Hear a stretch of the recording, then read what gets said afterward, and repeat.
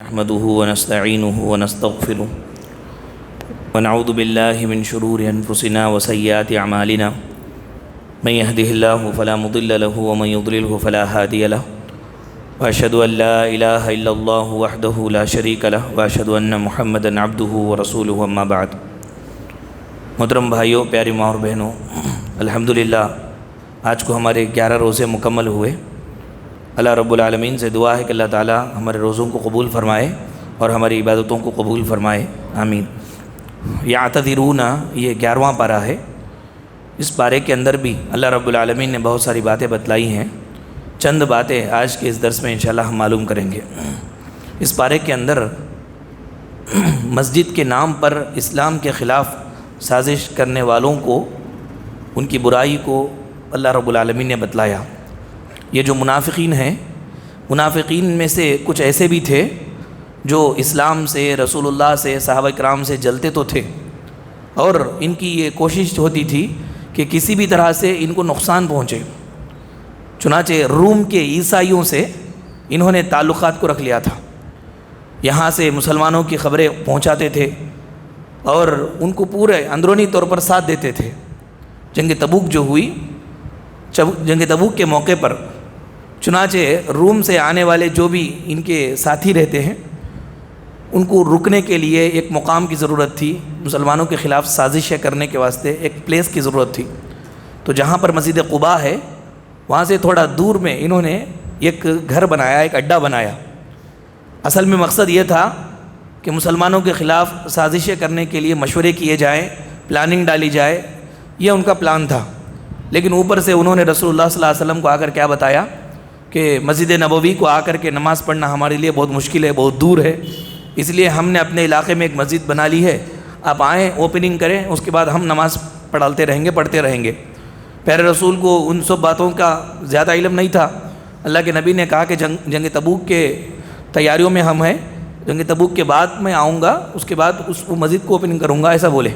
نکل کر کے اللہ کے رسول صلی اللہ علیہ وسلم چلے گئے۔ جنگ تبوک سے واپسی پر اللہ تبارک و تعالیٰ نے وحی نازل فرمائی، کہا کہ وہ مسجد نہیں ہے بلکہ مسجد زرار ہے، یعنی لوگوں کو، مسلمانوں کو کے اندر افتراق اور انتشار پیدا کرنے کے لیے، اور یہ جو دشمن ہے، دشمنوں کی کمین گاہ ہے، دشمنوں کو رکنے کی جگہ ہے، سازشیں کرنے کے لیے ہے۔ اس لیے اے حبیب، آپ وہاں جاؤ نہیں، بلکہ وہاں رکو بھی نہیں۔ اللہ کے رسول صلی اللہ علیہ وسلم نے چند صحابہ کرام کو بھیج کر کے اس مسجد کو، اس جگہ کو آگ لگا دیا اور اس کو ڈھا دیا۔ آپ دیکھیں اللہ رب العالمین نے فرمایا والذین اتخذوا مسجدا ضرارا وکفرا وتفریقا بین المؤمنین وارصادا لمن حارب اللہ ورسولہ۔ اللہ اس کے رسول صلی اللہ علیہ وسلم سے جنگ کرنے والوں کے لیے یہ پناہ گاہ تھی۔ مسلمانوں کے درمیان انتشار کیسے پیدا کرنا، اس میں مشورے کیے جاتے تھے۔ اللہ تبارک و تعالیٰ نے اس کو ڈھانے کا حکم دیا۔ اس واقعے کے اندر ہمیں جو اہم بات معلوم ہوتی ہے وہ یہ کہ یہ منافقوں کا کام ہے، اندر کام الگ رہتا، بات اوپر الگ بولتے ہیں۔ یہ مسلمانوں کا کام نہیں ہے۔ کتنے ایسے اب ہمارے نام کے مسلمان بھی ہیں، اندر الگ پلان رہتا ان کا، اوپر سے بھلائی کی بات بولتے رہتے۔ کسی کے بھی سامنے جائیں گے تو بھلائی کا رونا روئیں گے کہ تمہاری بھلائی کے لیے ہم یہ کام کرتے ہیں، یہ نیکی ہے بول کر کے کام کرتے ہیں، اندر ان کا الگ پلان رہتا ہے۔ ایسا جو بھی کرتے ہیں ان کو سمجھ لینا چاہیے کہ یہ نفاق ہے، یہ منافقوں کی پہچان ہے۔ اور آپ کو معلوم ہے نفاق کا سب سے بڑا مرض اور سب سے بڑی المیہ یہ ہے کہ آدمی کے پاس نفاق ہو اور اس کو خود معلوم نہ ہو کہ اس کے پاس نفاق ہے، یہ سب سے بڑی بیماری ہے۔ تو آج کتنے ہیں، یعنی لاجک کے نام پر یا اسی طرح سے لحاظ رکھنے کے نام پر، اندرونی چالاکی کے نام پر کیا کہ اندر الگ رہتا، اوپر الگ کچھ بولتے اور بولتے کہ ہم نے سنبھال لیا ہے۔ یہ سنبھالنا نہیں، یہ جھوٹا ہے، یہ جھوٹ پن ہے، یہ منافقوں کی پہچان ہے۔ کام اندر الگ تھا، زبان الگ بول رہے ہیں۔ مومن اندر باہر دو بھی ایک ہوتا ہے، اندر باہر۔ اللہ تعالیٰ نے فرمایا یا ایھا الذین آمنوا اتقوا اللہ وقولوا قولا سدیدا، اللہ سے ڈرو، صاف بات کرو، بات صاف ہونی چاہیے۔ جو معافی ضمیر ہے، جو ہمارے اندر ہے، وہی ہماری زبان پر ہونا چاہیے۔ اب جو اندر الگ کھچڑی پک رہی ہے، اوپر الگ بھلائی کی باتیں ہو رہی ہے، یہ سب نفاق ہے۔ اس بارے کے اندر اللہ تبارک و تعالیٰ نے بات بتلائی۔ اب دیکھیں یہ نفاق تھا، انہوں نے اندر کام الگ رکھا، اوپر الگ بات بولے۔ رسول اللہ کے پاس آ کر کیا بولے؟ ہم مسجد بنا رہے ہیں، آپ کر اوپننگ کیجئے، اچھا مقصد بتائے۔ لیکن کامیاب ہوئے؟ اللہ کے رسول کو معلوم نہیں تھا۔ نبی صلی اللہ علیہ وسلم نے تو کہہ دیا کہ بعد میں آؤں گا، لیکن اللہ تعالیٰ نے تو مطلع کر دیا نا۔ ایسے ہی جس کا عقیدہ خراب ہوتا ہے، جس کی نیت خراب ہوتی ہے، گرچہ کے اوپر بھلے بات بولے، بھلائی کی بات بولے، بہرحال اس کا پول کھل جاتا ہے۔ اللہ تبارک و تعالیٰ کسی نہ کسی ذریعے سے اس کے اندرونی چیز باہر ظاہر کر دیتا ہے۔ ایک مومن کو دنیا کے اندر آخرت کی فکر کر کے بھلائی کے کام بھلائی کی نیت سے اللہ کو خوش کرنے کے لیے ہی کرنا چاہیے۔ اس کے بعد اللہ رب العالمین نے یہ بات بتلائی کہ اللہ تعالیٰ نے مومنوں کا مال اور جان خرید لیا ہے۔ دنیا کے اندر انسان امتحان کے لیے آیا ہے، اور امتحان یہ ہے کہ اللہ کی دی ہوئی نعمتیں خوش دلی کے ساتھ اللہ کے سپرد کر دے، اللہ کے حوالے کر دے۔ اللہ نے جو نعمتیں ہم کو دی، عارضی نعمتیں، ہماری عارضی ملکیت ہے، ٹیمپرری ملکیت، یہ جگہ ہے، یہ روپے پیسے ہے، یہ ہمارے ملکیت میں ہے، اللہ نے جو بھی دیا، لیکن یہ ٹیمپرری ملکیت ہے۔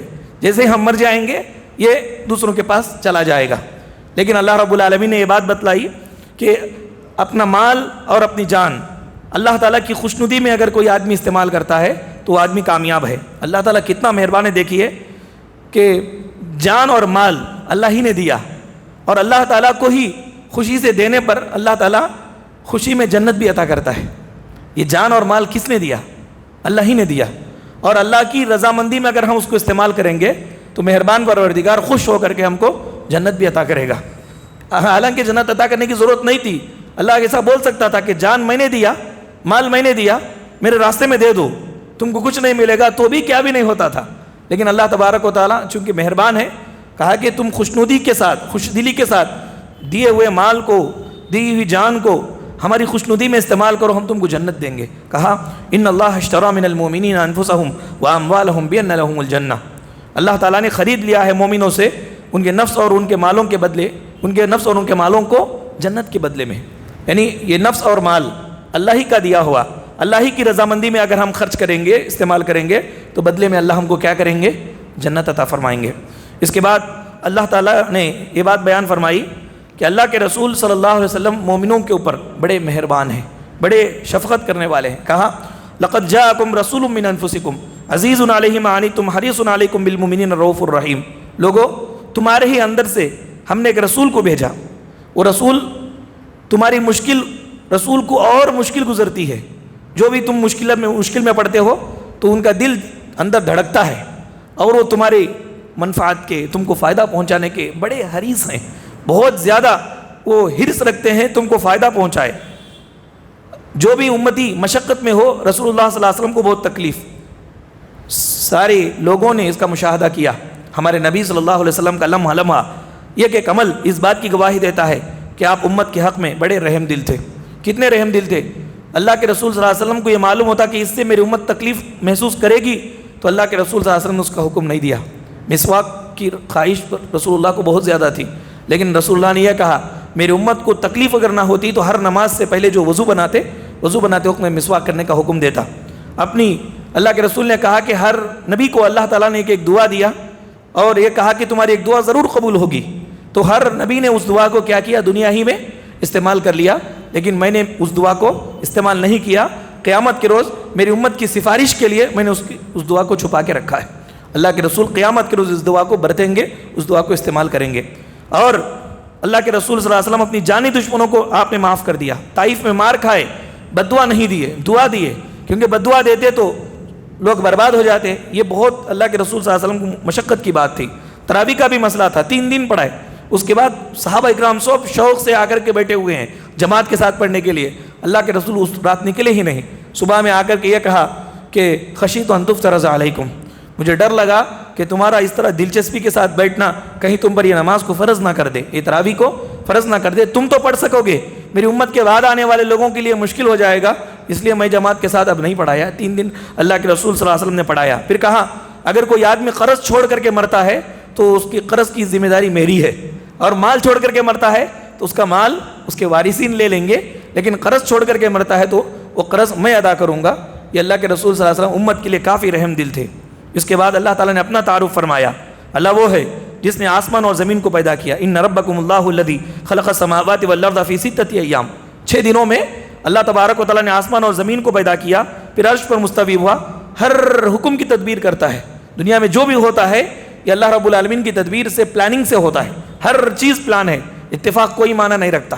ہم یہ کہتے ہیں نا انیکسپیکٹ ایسا ہو گیا، انیکسپیکٹ کچھ نہیں ہے اسلام کے اندر، سب پلانڈ ہے، سب اللہ تعالیٰ کا پلان کیا ہوا ہے. ہمارا یہاں آنا یا بیٹھنا، امسال کون کون روزہ رکھنا ہے، کون انتقال ہو جانا ہے، کون روزے نہیں رکھنا ہے، کون بیمار ہونا ہے، کس کی حالت کیسی ہونا ہے، سب پلانڈ ہے. اللہ تبارک و تعالیٰ تدبیر کرتا ہے کائنات کی، اور کائنات کے اندر سارے لوگوں کی تدبیر اللہ تعالیٰ کرتا ہے. اللہ کی تعریف ہے. سورج بنایا، چاند بنایا، ان کی منزلیں مقرر کی، رات دن بنائے اور ان کے آنے جانے کا انتظام فرمایا. یہ سب پروردگار ہے. کہا کہ یہ اتنا سب کچھ کافر جانے کے باوجود اگر ایمان نہ لائے تو پھر ان کے لیے قیامت کے روز دردناک عذاب ہے. دنیا کی مثال بتلائی بارش کے پانی کی جیسی ہے. انما مثل الحیات الدنیا کماء انزلناه من السماء فاختلط به نبات الارض. پانی آسمان سے اترا. اب دنیا کی مثال اللہ بول رہا ہے. پانی آسمان سے اترا، زمین کے اندر پہنچا، پودے اگے، پودے اچھے ہرے بھرے ہو گئے. پھر ایک وقت آیا کہ وہ پورا کٹ گئی. اللہ رب العالمین نے فرمایا مومنو تم انسانوں کی مثال ایسے ہی ہے. آسمان سے روح اتری اور آدمی کے اندر پڑی، اس کے بعد آہستہ آہستہ بدن خوب جو ہے پلا بڑا ہوا، جوان ہو گیا. آدمی علم اور ہنر سیکھا، مزے اڑانے کا شوق پیدا ہوا. ماں باپ کہنے لگے کہ بچہ کمانے کے لائق ہو گیا. سب آرزویں رکھے، اچانک موت آئی اور وہ دنیا کے اندر لوگوں کے ذہنوں سے چلا گیا. یا چند دن رہا بھی، جو بوڑھا ہو گیا پھر اس کے بعد ختم ہو گیا، نام و نشان نہیں، نسیہ منسیہ ہو گیا. انسان کی حقیقت اتنی ہے. هل اتى على الانسان حين من الدهر لم يكن شيئا مذكورا. ایک وقت ایسا تھا کہ اس کا ذکر نہیں تھا، بعد میں ایک وقت ایسا آیا لوگ اس واہ واہ بولنے لگے. پھر ایک وقت ایسا آئے گا جیسے پہلے تھا ویسے ہو جائے گا، کوئی اس کا نام لینے والا نہیں. یہ انسان کی حقیقت اللہ تبارک و تعالیٰ نے بتلائی. اس کے بعد کہا اللہ کے ولی کون ہیں. ہم لوگوں میں سے بعض یہ سمجھتے ہیں کہ ولیوں کا خاص خاندان ہے، اس میں پیدا ہونے والے ہی ولی ہوتے ہیں. ایسا کچھ نہیں ہے. اللہ تعالیٰ نے چند ایڈجیکٹیو بتائے، چند صفات بتائے. یہ صفات جو بھی آدمی اختیار کرے گا وہ اللہ کا ولی ہو سکتا ہے. فرمایا الا ان اولیاء اللہ لا خوف علیہم ولا هم يحزنون الذین آمنوا وکانوا یتقون. اللہ کے ولیوں کے لیے کوئی غم نہیں ہے، کوئی خوف نہیں ہے. یہ اللہ کے ولی کون ہے؟ اچھی طرح ایمان لا کر نیک عمل کر کے تقوی کی زندگی گزارنے والے.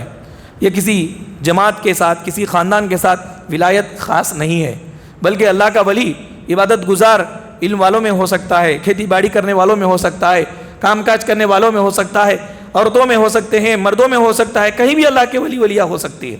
بس ایمان کو مضبوط کریں، اللہ کا ڈر دل میں رکھ کر کے زندگی گزاریں، اللہ کے ولی ہیں. یہ بات اللہ تعالیٰ نے فرمائی. اس کے بعد اس بارے میں یہ کہا فرعون کا جو جسم تھا اللہ تعالیٰ نے عبرت کے لیے اس کو باقی رکھا. کیوں باقی رکھا اللہ تعالیٰ نے؟ اس لیے باقی رکھا تاکہ بعد میں آنے والی قومیں اس سے نمونہ پکڑے، عبرت پکڑے. یہ معلوم کرائے اللہ تعالیٰ کہ یہ وہ شخص ہے جس نے میرے مقابلے میں خود کو خدا کہا تھا، میرے مقابلے میں خود کو خدا کہا تھا. اس لیے اللہ تعالیٰ نے اس کے جسم کو سلامت رکھا. فَالْيَوْمَ نُنَجِّيكَ بِبَدَنِكَ لِتَكُونَ لِمَنْ خَلْفَكَ آیَةً، کہ ہم تیرے بدن کو صحیح سلامت رکھیں گے تاکہ بعد میں آنے والے لوگوں کے لیے تو نشان عبرت بن جائے. تو فرعون نشان عبرت ہے، آج بھی اس کی لاش بسلامت ہے، سلامتی کے ساتھ محفوظ ہے، قیامت کی صبح تک سلامتی کے ساتھ رہے گی. قرآن زندہ معجزہ ہے. اس کی مثال کیا ہے؟ اب دیکھیں کہ فرعون کی لاش ابھی بھی زندہ ہے. یہ اللہ تعالیٰ نے عبرت کے لیے رکھا. بعد میں آنے والی قومیں، ظلم کرنے والی قومیں دیکھ لے، اپنے آپ کو انا ربکم الاعلی کہنے والی قومیں، بادشاہ ہے، دیکھ لے کہ ایسا بولنے والوں کا انجام کیا ہوا. اس لیے اللہ تعالیٰ نے اس کو عبرت کے لیے نمونہ بنا کر کے رکھا. اس کے بعد اس بارے میں مومن کی 9 اہم صفات بتلائی، اور یہ صفات جن کے اندر ہوں گی اللہ تعالیٰ نے ان کے لیے خوشخبری سنائی ہے. کون سی صفات ہے؟ التائبون، عابدون، الحامدون، السائحون، الراکعون، الساجدون، الآمرون بالمعروف والناہون عن المنکر والحافظون لحدود اللہ. کون سے؟ مومن حضرات ہمیشہ توبہ کرنے والے ہوتے ہیں. کچھ بھی غلطی ہوئی فوراً اللہ سے توبہ کر دیتے ہیں، اور عبادت کرنے والے ہوتے ہیں، اللہ کی تعریف کرنے والے، روزہ رکھنے والے، رکوع کرنے والے، سجدہ کرنے والے، نیک کاموں کا حکم دینے والے، برے کاموں سے روکنے والے، اور اللہ کی جو باؤنڈری ہے یہ باؤنڈری کی حفاظت کرنے والے ہوتے ہیں. اللہ نے جو کام حرام کہا اس کے پاس نہیں جاتے. اللہ تعالیٰ نے جن کو کرنے کا حکم دیا اس کو کرتے رہتے ہیں، اللہ کے حدود کی حفاظت کرتے ہیں. اس کے بعد اللہ تعالیٰ نے فرمایا کہ مشرکین کی مغفرت نہیں ہو سکتی. پیارے رسول صلی اللہ علیہ وسلم ابو طالب کے پاس گئے. ابو طالب کے آخری وقت تھا دنیا سے جانے کا، اور زبردستی اللہ کے رسول بڑے تڑپ سے بول رہے ہیں کہ چچا لا الہ الا اللہ بول دو، لا الہ الا اللہ بول دو، اللہ کے پاس لڑ کر کے میں تم کو جنت کے اندر داخل کرنے کی کوشش کروں گا. تو چچا نے لا الہ الا اللہ نہیں کہا بلکہ انتقال ہو گئے. نبی صلی اللہ علیہ وسلم کو بہت دکھ ہوا. اللہ کے رسول صلی اللہ علیہ وسلم نے کہا گرچہ کہ میرے چچا انتقال ہو گئے, کلمہ انہوں نے نہیں پڑھا, لیکن اللہ تعالیٰ کے منع کرنے تک میں میرے چچا کے بارے میں استغفار کرتا رہوں گا, مغفرت کی دعا کرتا رہوں گا. اللہ نے اس آیت کریمہ کو نازل فرمایا, ما کان للنبی والذین آمنوا ان یستغفروا للمشرکین ولو کانوا اولی قربہ. مومنوں کے لیے, نبی کے لیے یہ جائز نہیں ہے کہ وہ مشرکین کے لیے مغفرت کی دعا کرے, اگرچہ کہ وہ مشرک ان کا قریبی رشتہ داری کیوں نہ ہو. چچا ہے لیکن مشرک ہے تو تمہاری استغفار اس پر نہیں چلے گا. یہ اللہ تبارک و تعالیٰ نے آیت کریمہ نازل فرمائی. چنانچہ شرک قبیح گناہ ہے, توبہ کیے بغیر اگر انسان مر جاتا ہے تو مومنوں کی کوئی مدد اور کوئی کوشش اس کو کارگر ثابت نہیں ہوتی, بلکہ وہ ہمیشہ کے لیے جہنمی ہے, نقصان میں رہے گا. پھر اس کے بعد اللہ تعالیٰ نے بیان فرمایا, لوگوں دین کی سمجھ تم حاصل کرو. لیکن دین کی سمجھ کیوں حاصل کرنا؟ دین کی سمجھ اس لیے حاصل کرنا تاکہ تم خود عمل کرو اور لوگوں کو برے کاموں سے بچانے کی کوشش کرو اور اللہ تعالیٰ سے ڈرنے کے لوگوں کو تعلیم دے سکو. دین کی تعلیم حاصل کرنے کا مقصد ناموری نہیں ہے, مشہور ہونا نہیں ہے, بلکہ خود عمل کر کے دوسروں کو اللہ تعالیٰ سے قریب کرنا, یہ اصل چیز ہے دین کا علم حاصل کرنے کا. اس کے بعد کہا کہ تم کو نعمتیں ملی ہے, پراپرٹی جائیداد وغیرہ ملی ہے, لیکن یہ بڑی نعمت نہیں ہے. سب سے بڑی نعمت اور سب سے بڑا فضل, سب سے بڑی رحمت اللہ تعالیٰ کی قرآن پاک ہے. چنانچہ آپ کو اگر قرآن پڑھنا آتا ہے, قرآن پر آپ عمل کر رہے ہیں, قرآن کی خدمت میں لگے ہوئے ہیں, تو پھر آپ خوش ہو جائیے, کیونکہ یہ سب سے بڑی نعمت ہے, سب سے بڑی نعمت ہے. قل فبذالک یعنی فلیفرحوا کہا اللہ تعالیٰ نے. اللہ تعالیٰ کی یہ رحمت ہے, اس کو لے کر کے تم خوش ہو جاؤ, یہ اصل خوشی کی چیز ہے. آپ کو دنیاوی کوئی مال و دولت ملا, یہ زیادہ خوشی نہیں ہے, یہ تو تمہارا نصیبہ ہے. لیکن اللہ تعالیٰ نے آپ کو قرآن پڑھنا سکھایا, قرآن پر آپ عمل کر رہے ہیں, قرآن کی تبلیغ کر رہے ہیں, اس راستے میں آپ مدد کر رہے ہیں, تو آپ کو خوش ہونا چاہیے کہ یہ سب سے بڑی نعمت ہے. اس کے بعد اللہ تعالیٰ نے کہا جادو قرآن کا مقابلہ نہیں کر سکتا, اس لیے کہ قرآن حق ہے, جادو باطل ہے. جادو باطل ہے اور قرآن حق ہے, دونوں کے اندر جب ٹکراؤ ہوتا ہے تو باطل نیست و نابود ہوتا ہے. ایسے ہی جھوٹ بات, غلط بات یہ باطل ہے, اور صحیح بات, حق بات یہ حق ہے. جب بھی جھوٹی بات اور بری بات کا حق سے مقابلہ ہوتا ہے تو جھوٹی بات کو منہ کی کھانی پڑتی ہے, حق بات ثابت ہو کر کے رہتی ہے. اس کے بعد اللہ تعالیٰ نے فرمایا کہ حق آ گیا, قبول کرنے والے کے لیے اپنا فائدہ, بھٹک جانے والے کے لیے اپنا نقصان. اب انسان خود دیکھ لے, اگر حق پر عمل کرتا ہے تو اسی کا فائدہ ہے, اگر وہ بھٹک جا رہا ہے, راستے سے ہٹ کر کے دوسرے راستے پر چلتا ہے, تو کسی اور کا کچھ بھی نقصان نہیں ہے, خود اس کا نقصان ہے. اس بارے میں اور بہت ساری باتیں پروردگار نے بتلائی. اللہ تعالیٰ سے دعا ہے کہ اللہ رب العالمین ہم تمام لوگوں کو قرآن احکامات پر عمل کرنے کی توفیق عطا فرمائے. اللہ تعالیٰ ہمارے روزوں کو, عبادتوں کو قبول فرمائے, اور ان کے بدلے میں دنیا اور آخرت کی کامیابی اللہ تعالیٰ ہمیں عطا فرمائے. آمین. وآخر دعوانا ان الحمدللہ رب العالمین. سبحانک اللہم و بحمدک اشہد ان لا الہ الا انت استغفرک و اتوب الیک.